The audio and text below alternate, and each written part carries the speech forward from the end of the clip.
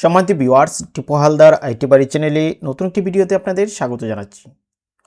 আজকে আমরা দেখব মাইক্রোসফট এক্সেলে খুব সহজে কীভাবে আমরা যোগ, বিয়োগ, গুণ, ভাগ করতে পারি।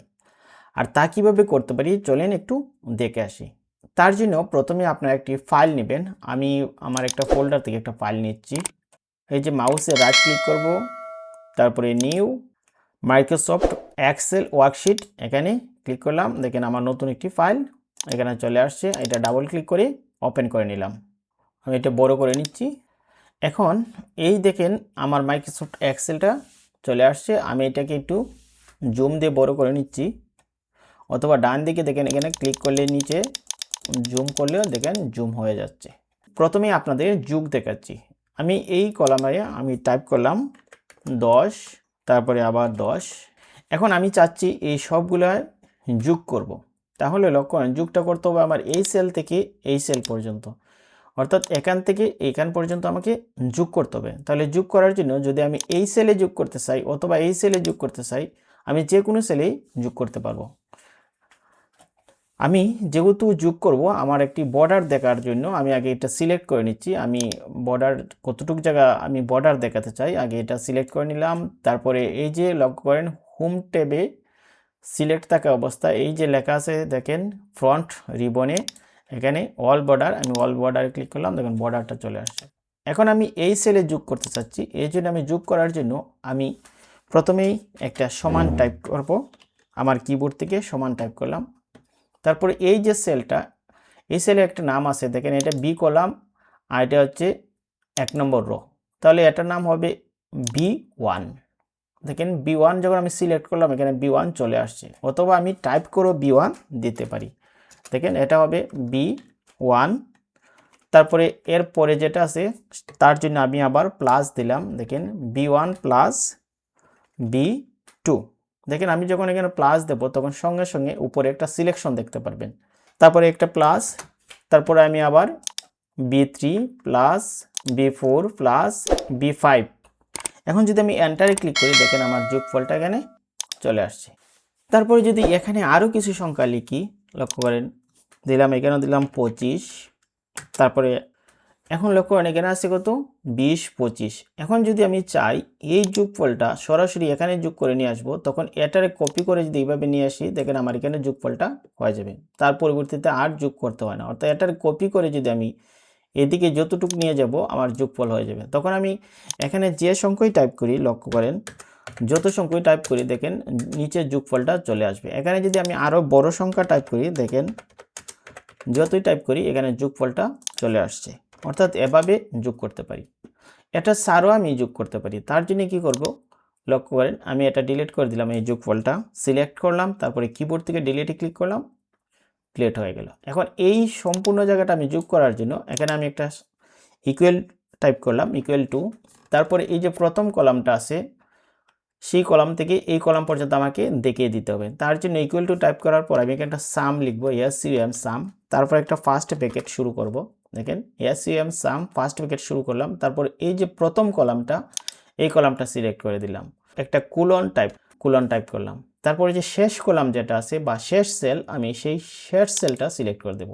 দেখেন B1 থেকে, অর্থাৎ B1 কোলন B5, তারপরে আমি একটা ফার্স্ট ব্র্যাকেট ক্লোজ করলাম। এখন আমি এন্টারে ক্লিক করে দেখেন যোগফলটা চলে আসে। এখন এই যোগফলটা যদি আমি এইদিকে টান দিয়ে ধরে কপি করে নিয়ে আসি তাহলে সবগুলোর যোগফলই বের হয়ে যাবে। এভাবে আমরা যোগ করতে পারি। এখন যদি আমি অন্যভাবে যোগ করি তাহলে এটার আমি সিলেক্ট করলাম, সিলেক্ট করার পর ডিলিট করে দিলাম। এখন এখানে যোগ করতে চাইলে এই যে হোম ট্যাবে সিলেক্ট থাকা অবস্থা এই যে রিবন বারে দেখবেন আপনারা এডিটিং একটা অপশন আছে, এই এডিটিংয়ের মধ্যেই পাবেন যেখানে অটো সাম, এখানে লক্ষ্য করবেন এখানে সাম অপশনটা আছে, এই সামে ক্লিক করবেন। দেখেন সামে ক্লিক করার সাথে সাথে চলে আসছে equal to some B1 two B6।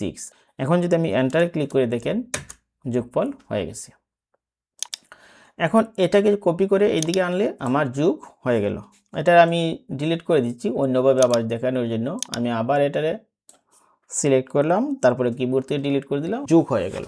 এখন আমি চাচ্ছি এই কলামটা ডিলিট করে দিলাম, সিলেক্ট করলাম, ডিলিট করলাম। এখানে যতগুলো আছে আমি সবগুলোর যোগ করতে চাই। এখানে ধরেন সিলেক্ট করলাম, তারপরে ইকুয়াল টাইপ করলাম, তারপর আমি সাম সাম, তারপর আমি একটা ফার্স্ট ব্র্যাকেট দেব, তারপর এই যে সেলটা আছে এই সেল থেকে এই জায়গাটা আমাকে দেখিয়ে দিতে হবে। দেখা যাচ্ছে? দেখেন আমি কোথা থেকে এগুলা B1 থেকে আমি D5 পর্যন্ত যোগ করতে যাচ্ছি। দেখেন অটো সিলেক্ট করার সাথে সাথে এখানে দেখিয়ে দিছে B1 কোলন D5, তারপর আমি ফার্স্ট ব্র্যাকেটে ক্লিক করলাম। এখন যদি এন্টারে ক্লিক করে দেখেন আমার এটা সবগুলোর যোগফল বের হয়ে গেছে। আবার যদি আমি এই জায়গাটা ডিলিট করে দিই, দেখেন এটা সিলেক্ট করলাম, ডিলিট করে দিলাম। এখন এই যোগটা আপনি যদি বলেন যে না আমি এটাই যোগ করব, তাহলে এই 20 যোগ করব না, আপনি হিসাব করে করে যোগ করবেন, কোনটা কোনটা যোগ করে যাবেন।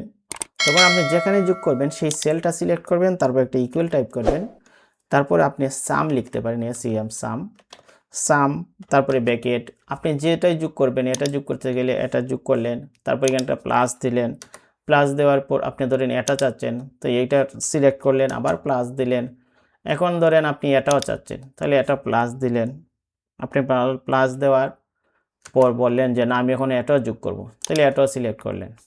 এখন সিলেক্ট করার পর মনে করলেন আপনি এই 4টা সংখ্যার যোগ করবেন, তারপর একটা ফার্স্ট ব্র্যাকেট দিবেন, তারপর এন্টারে ক্লিক করবেন, আপনার যোগফলটা হয়ে গেল। আমি এটা ডিলিট করে দিলাম। এখন মনে করেন আপনি বিয়োগ করবেন, তাহলে এখানে আমি দিলাম 50, তারপর এখানে আমি দিতে চাই 30। 50 থেকে যদি 30 বিয়োগ করি তাহলে আমাকে এখানে বিয়োগ করা যায়, তাহলে এখানে আমি একটা ইকুয়াল টু টাইপ করব, তারপরে আমি এই যে সেলটা আছে এই সেলটা সিলেক্ট করে দিলাম, তারপর এখানে একটা বিগ চিহ্ন টাইপ করে দেব, C1 থেকে C2 আমি সেটা দেখিয়ে দেব, C1 থেকে C2, তারপর যে আমি এন্টার ক্লিক করে দেখুন বিগফলটা বের হয়ে গেছে। এটা আমি করতে পারি, আবার অন্যভাবে আমি করতে পারি, এটা সিলেক্ট করলাম, ডিলিট করলাম, তার জন্য আবার ইকুয়াল দিলাম। ইকুয়াল দেওয়ার পর এখান থেকে যদি অটো সামে ক্লিক করি, অটো সামে দেখো করেন, অটো সামে ক্লিক করার পর সাথে সাথে দেখবেন এখানে লেখা আছে সাম, এই সামটা চলে আসলো। তখন এই যে C1 কোলন C2 এখানে আমরা একটা মাইনাস চিহ্ন দিয়ে দেব, কোলনটা ডিলিট করে, এখন মাইনাস হয়ে গেছে। এখন যদি এন্টারে ক্লিক করে দেখেন বিগ হয়ে গেল। আবার যদি মনে করেন এটা আমি গুণ করব, গুণ করার জন্য আরও সহজ রাস্তা হচ্ছে প্রথমে একটা ইকুয়াল টু দিলেন, তারপর এই সেলটা সিলেক্ট করলেন, তারপরে গুণ করার জন্য আমরা একটা স্টার দেব, তারপরে C1কে আমরা যেটা দিয়ে গুণ করব এটা হচ্ছে C1, এই যে সেলটা এই সেলটার নাম কি C2, অর্থাৎ C1 গুণ C2।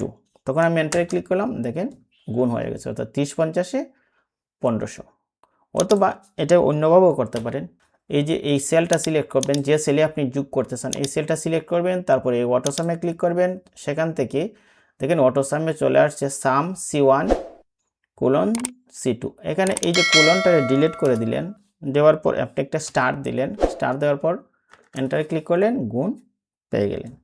আবার যদি আমরা ভাগ করতে চাই, ধরেন এখানে আছে 50, আমি এটাকে 10 দিয়ে দিলাম, এখন আমি চাচ্ছি এটা ভাগ করব, ইকুয়াল টু টাইপ করলাম, তারপরে 50 C1, এই সেলের নাম C1, তারপরে আমরা ভাগের জন্য একটা অবলিক দেব, তারপরে C2 টাইপ করে দেব, C2। এখন এন্টারে ক্লিক করি, দেখেন ভাগফল 5 হয়ে গেছে। এভাবে আমরা ভাগ করতে পারি, অথবা আমরা আবার টাইপ করতে পারি ইকুয়াল টু SUM সাম, তারপরে ফার্স্ট ব্র্যাকেট দিলাম, ফার্স্ট ব্র্যাকেট দেওয়ার পর এই যে প্রথম যে সেলটা C1, তারপরে এখানে একটা অবলিক দিলাম, অবলিক দেওয়ার পর C2 আমি টাইপ করে দিলাম, C2, তারপরে আমি আবার একটা ব্র্যাকেট ক্লোজ করলাম, এখন এন্টারে ক্লিক করি, দেখেন ভাগ হয়ে গেল। অথবা এটা সিলেক্ট করলাম, সিলেক্ট করার পর ডিলিট করি, আবার নতুন করে আরেকটা পদ্ধতি দেখাচ্ছি। এই যে সিলেক্ট করলাম এই সেলটা, তারপরে এই যে অটো সামে ক্লিক করব, অটো সামে ক্লিক করার পর দেখেন সামের পরে এই যে C1 কোলন C2, এই কোলনটা ডিলিট করে দিয়ে আমি জাস্ট এখানে ভাগ চিহ্নটা বসিয়ে দিলাম। এখন যদি এন্টারে ক্লিক করি আমার ভাগ হয়ে গেল। এভাবে আপনারা যে কোনো সেলকে বা যে কোনো ক্যালকুলেশনে আপনারা যোগ বিয়োগ গুণ করতে পারেন। তাহলে প্রিয় ভিউয়ার্স, আজকে ভিডিওটি এখানেই। আমার ভিডিওটি ভালো লাগলে অবশ্যই লাইক কমেন্ট শেয়ার করবেন, আমার চ্যানেলের সাথে থাকবেন। ধন্যবাদ সবাইকে, দেখা হবে নেক্সট ভিডিওতে।